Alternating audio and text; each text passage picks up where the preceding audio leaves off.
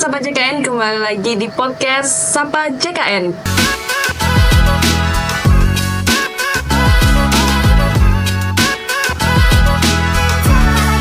Pada episode kali ini, kembali lagi bersama saya Safira yang akan menemani teman-teman Sobat Sapa JKN dalam pembahasan mengenai JKN. Oke, jadi untuk episode kali ini kita akan membahas mengenai screening riwayat kesehatan. Nah, apa sih screening riwayat kesehatan itu? Untuk menjawab pertanyaan teman-teman Sobat Sapa JKN, pada episode kali ini kita sudah menghadirkan narasumber yang akan membantu menjelaskan mengenai screening riwayat kesehatan. Langsung saja kita sambut narasumber kita pada hari ini, Dr. Ririn. Masya Allah, selamat sore Mbak Fira. Gimana kabarnya dok hari ini? Masya Allah, luar biasa. Alhamdulillah sehat ya dok ya? Sehat, biasa. Jadi dok, episode podcast hari ini akan membahas mengenai screening riwayat kesehatan. Oke, Banyak siap. mungkin dari teman-teman Sobat Sapa JKN yang masih belum mengetahui nih dok tentang apa sih screening riwayat kesehatan itu. Oke. Mungkin langsung aja dok, saya ajukan pertanyaan. Boleh banget Mbak Mewakili Fira. pertanyaan dari teman-teman Sobat Sapa JKN. Jadi dok, apa sih yang dimaksud dengan screening riwayat kesehatan itu sendiri? Kalau dibilang apa sih sebenarnya screening riwayat kesehatan gitu kan ya? Screening riwayat kesehatan berarti itu sama dengan kita mencari tahu nih. Jadi mencari tahu secara dari dini, dari sekarang apa-apa sih sebenarnya resiko penyakit yang mungkin terjadi dengan diri kita sendiri, begitu kan, dengan resiko komplikasi ataupun pemberat yang mungkin terjadi di kemudian harinya. Nah, itu dia artinya.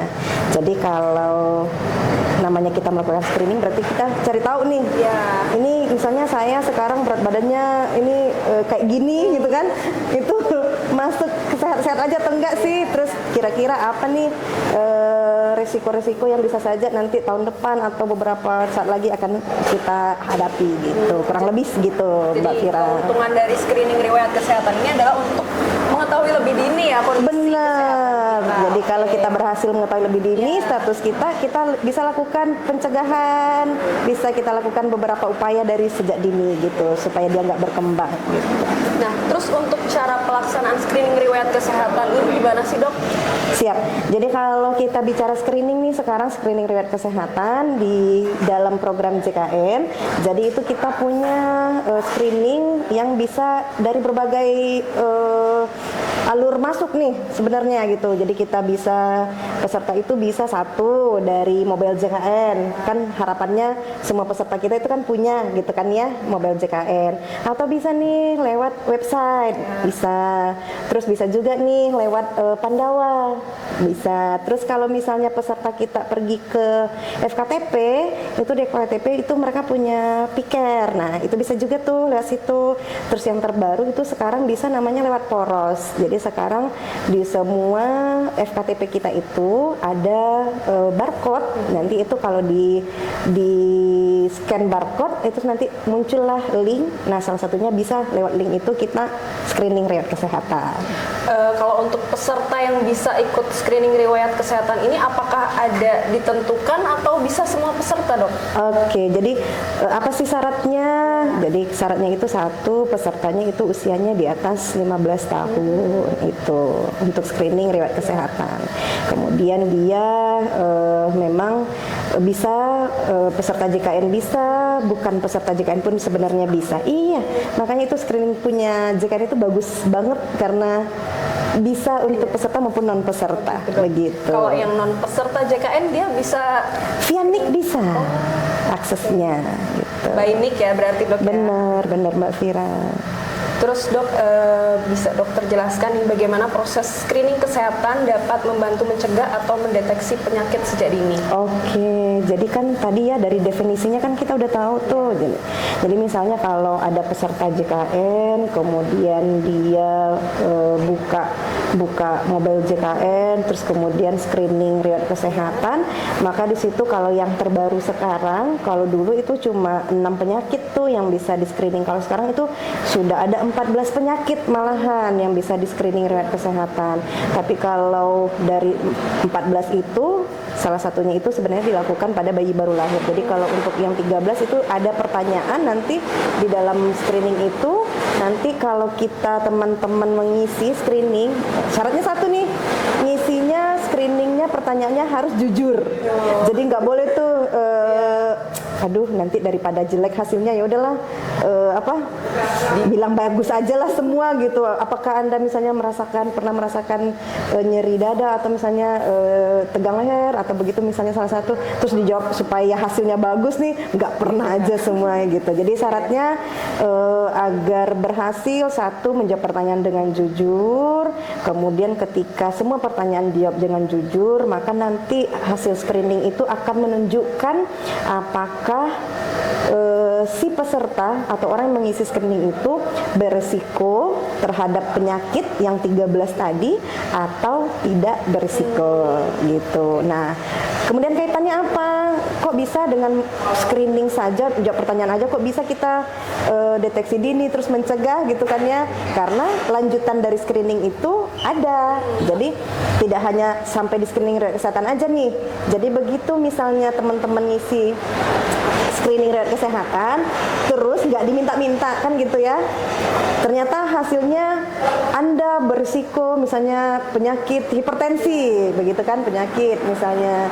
Nah nanti dari hasil itu maka akan ditindaklanjuti. Nah teman-teman dari mengisi pertanyaan setelah lanjutannya dari screening riwayat kesehatan itu maka akan mendapatkan namanya penapisan atau screening kesehatan tertentu.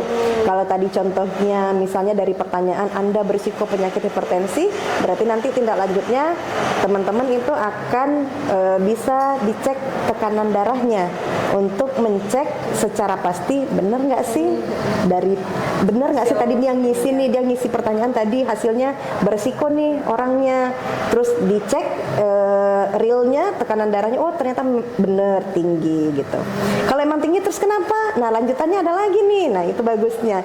Jadi begitu kita screening riwayat kesehatan dari jawab pertanyaan nih ada 47 pertanyaan, terus didapat resiko contohnya tadi hipertensi, ditapis nih, penapisan, dapat screening kesehatan tertentu, diukur tekanan darahnya, diperiksa sama dokter, oh ternyata tinggi. Nah kelanjutannya itu berarti dia akan mendapatkan pengobatan dan anamnesa, pemeriksaan fisik dan pengobatan dari dokter di FKTP. Bahkan kalau misalnya dalam hal ternyata nih dia butuh rujukan ke rumah sakit, itu bisa lebih lanjut gitu Mbak Vira. Bagus kan? Iya. Banyak sekali manfaatnya dok. Benar. Dok, untuk yang bisa screening riwayat kesehatan ini, apakah semua peserta JKN itu bisa mengakses screening riwayat kesehatan ini dok? Oke, syaratnya gampang nih Mbak Vira nih. Jadi kalau untuk screening riwayat kesehatan itu satu tuh syaratnya dia peserta JKN, kemudian dia umurnya di atas 15 tahun. Nah dok, tadi kan dijelaskan ada 13 penyakit nih dok yang akan ada di screening riwayat kesehatan. Nah itu apa aja sih dok? Oke Mbak Vira, pas banget nih pertanyaannya Mbak Vira ini. Jadi sebenarnya untuk screening ini kita ada regulasi baru nih.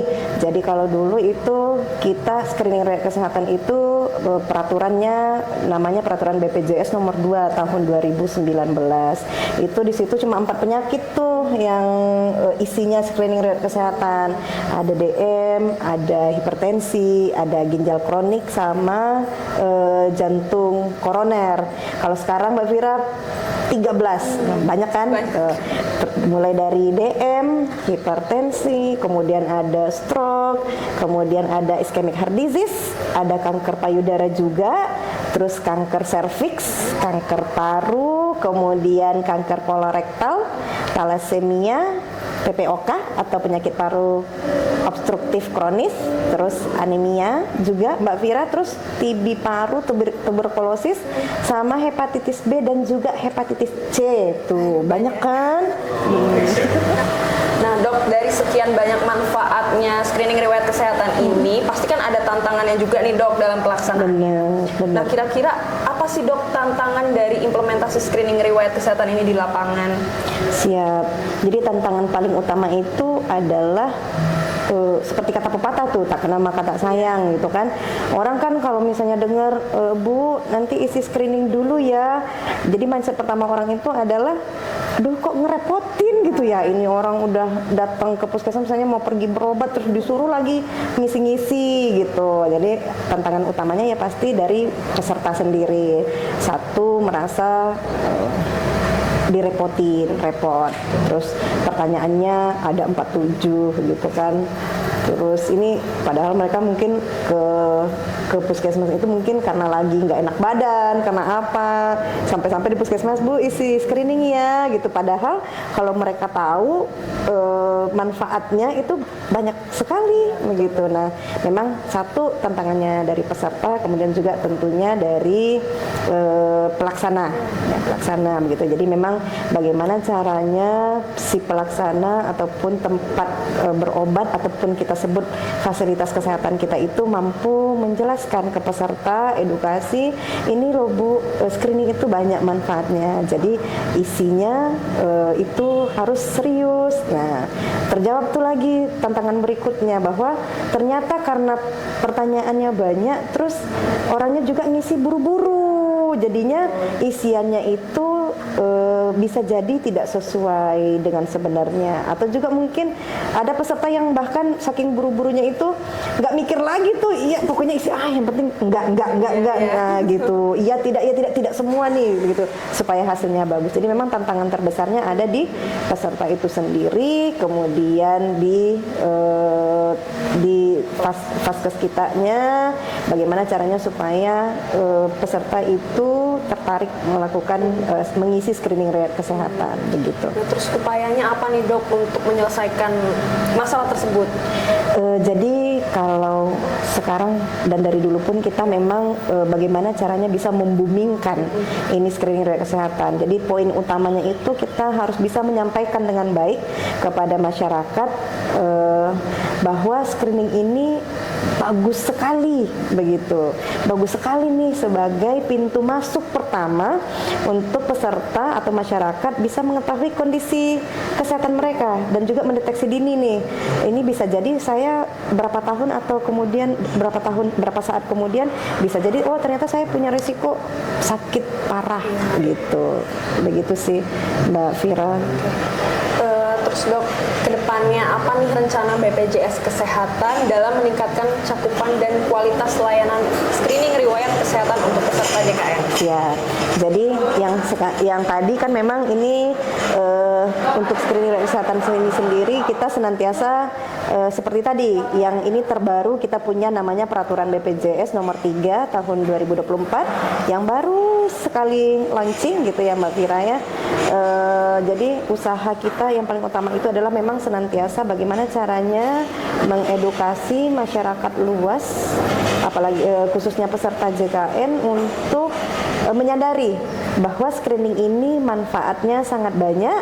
Kemudian juga mereka kita harus memberikan sosialisasi juga supaya mereka menyadari pengisiannya itu harus sebenarnya gitu, jangan buru-buru, dijawabnya dengan benar sebenar-benarnya kondisi yang real, bukan artinya yang penting sudah diisi gitu. Jadi memang beberapa hal yang saat ini kita lakukan, satu kita berkolaborasi tentunya dengan pemangku kepentingan, apalagi tentunya fasilitas kesehatan yang akan menjadi pelaksana utama dari screening riwayat kesehatan. Jadi satu kita bersama-sama nih berkolaborasi melakukan sosialisasi sehingga informasi ini diterima dengan baik oleh masyarakat.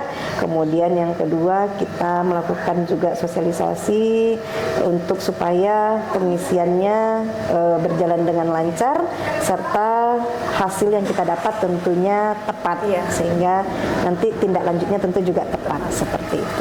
Oke, menarik sekali ya teman-teman Sobat Sapa JKN. Jadi tujuan dan manfaat dari screening riwayat kesehatan ini tentu banyak sekali, yaitu untuk mendeteksi penyakit secara dini, mencegah komplikasi, dan menjaga kualitas hidup peserta. Jadi sehingga peserta dapat mengetahui kondisi kesehatan mereka lebih awal. Kalau kata pepatah ini sedia payung sebelum hujan ya dok ya. Benar, Sebelum kita Mbak sakit Fira. parah harus sudah dicegah dulu sejak dini ya Iya, dok ya. betul. Oke, jadi mungkin itu pembahasan kita pada episode kali ini. Terima kasih banyak kepada Dokter Ririn Sama-sama, yang Mbak sudah Fira. menjawab pertanyaan dari sobat-sobat JKN terkait screening riwayat kesehatan. Dan terima kasih juga kepada teman-teman sobat Sapa JKN yang sudah menonton episode kali ini. Sampai jumpa di episode selanjutnya dengan tema yang lebih menarik pastinya. Jangan lupa untuk pantengin Instagram kita di @watampone_wonderful supaya nggak ketinggalan informasi terkini tentang JKN. Terima kasih. Demikian episode kali ini. Sampai jumpa di episode selanjutnya.